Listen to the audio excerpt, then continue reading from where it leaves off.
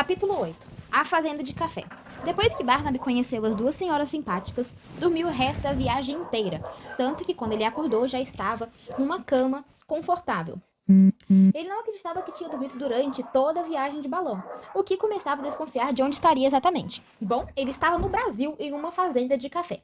Assim que acordou, as duas senhoras ficaram muito felizes e contaram-lhe que o quarto onde ele estava dormindo era de Vincent, um pobre menino que vivia numa favela, o qual foi adotado pelas duas senhoras e agora está em Nova York e é um famoso artista.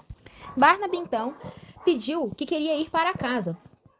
Aí as duas moças falaram, claro, mas que o único problema é que a Austrália fica muito longe e não é fácil ir do Brasil até lá.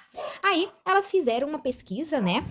E aí acharam uma passagem, compraram uma passagem para Barnaby, de avião para Sydney, saindo do Rio de Janeiro, o qual fazia escala em Hong Kong, mas por poucas horas. É uma viagem longa, falando elf, né?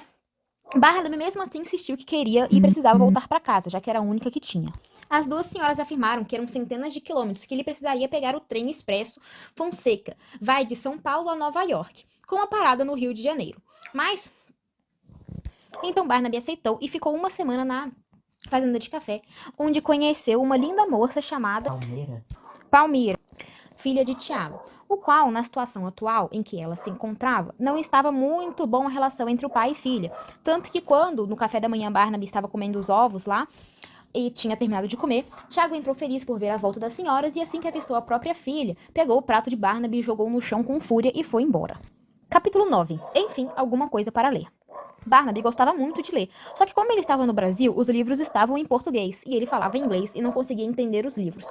Até que Palmira, uma vez, encontrou ele no celeiro, quando ele estava ajudando nas tarefas da fazenda, sentou para conversar com ele e deu-lhe um livro em inglês para ele ler, o que deixou ele muito feliz.